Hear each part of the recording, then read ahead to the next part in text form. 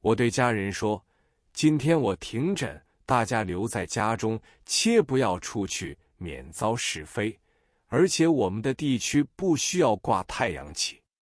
这样一来，我们只听见跑马厅中日本军队的鼓乐声、侨民的欢呼声，见到天空中飘着无数大气球，每个大气球下面都托有一条布志，上面写着成月成日、占领成地、治安确保等字样。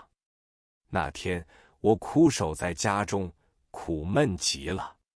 许多老朋友都用电话来探问消息，有人问我，你家正对跑马厅，有什么事情发生？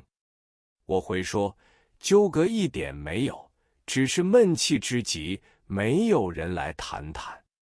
朋友们都说，好，我们来陪你谈谈，大家研究一下今后应付之计。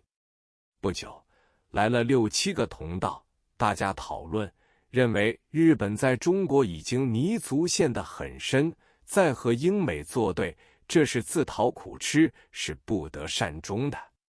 有人还以为这般一开场之后，3至5月就可以把战事结束。大家谈得很高兴，我取出酒来，要大家干杯。我的意思是，日本人庆祝他们进占租界，我们庆祝真正和平的日子即将来临。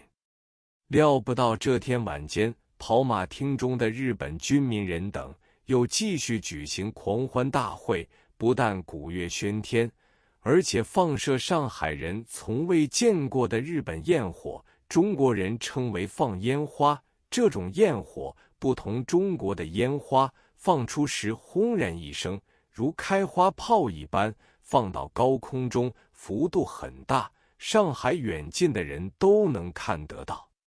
他们的这种狂态，一般有识之士都认为是回光返照的象征。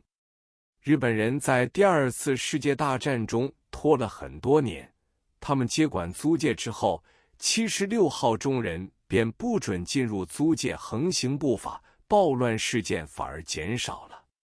日本人接管了海关邮局以及英美银行和与国民党有关的银行，为了笼络人心，对市民极力避免刺激。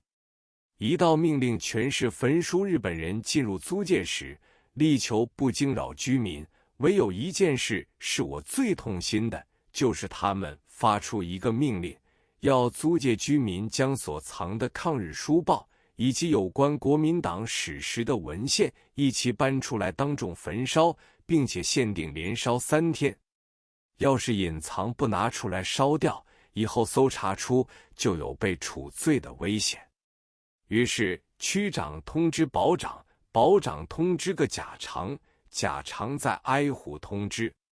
我向来喜欢藏书，附带收藏许多画报杂志，都是由第1期起完完整整装订成册。在这时，为了求安全免麻烦，也只好忍痛一起搬出来，就在里弄中当众焚烧。这里面有许多资料图片，一并付之一炬，真是痛心得很。然而我还有若干资料照片都夹杂在医书中，这样总算保存了一部分。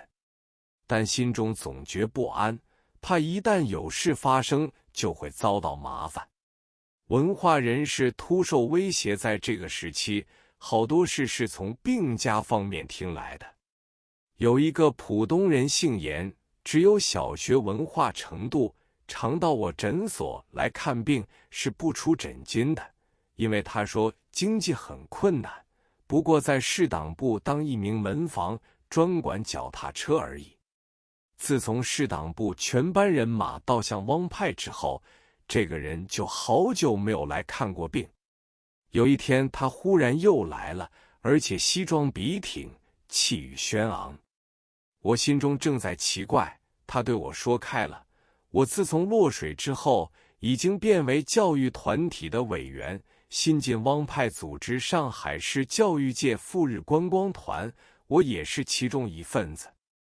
讲毕，他先付诊金，但他说这次由日归来，实际上没有什么病，只是虚弱到连走路都没有劲，希望替我大补一下。最重要的是补肾。我听了就含笑问他：你怎么知道是肾部亏弱呢？他很坦白地说，早晨参观学校，一到下午应酬完毕，日本人已派好了女招待员供我们寻欢作乐。7点一到，又参加应酬，日本人3杯落肚，已醉到不像样，疯疯狂狂地唱歌跳舞。大约11时席散，又换了一批女招待员陪我们到旅店去。这时我们的团员几乎每一个人都忘记了自己的生辰八字，一个个都晕了大浪。如此一连7天，有些人在日本时已有病象，我还算是扎硬的一个人，但是自己觉得身体也被掏空了。我一边为他订一张补方，一边问他日本民间的情况。他接着说，日本人对于人口缺乏感到非常恐慌，尤其是大批军人出国，人口的生产率巨降，所以他们对到日本去的外国人大肆接种的工作，那里的女人见到外国人来都是一尊就叫。我们一批人个个都发觉自己被人利用了，到现在懊悔已来不及。他临走时忽然对我说，下一批人将去参加大东亚共荣圈操孤人大会，老兄也是他们的目标之一，我想你要准备一下。我一听这句话，冷汗直流，心想万一被圈定，我也可能被推落水。想到这里，我想离开上海的意念立时复炽。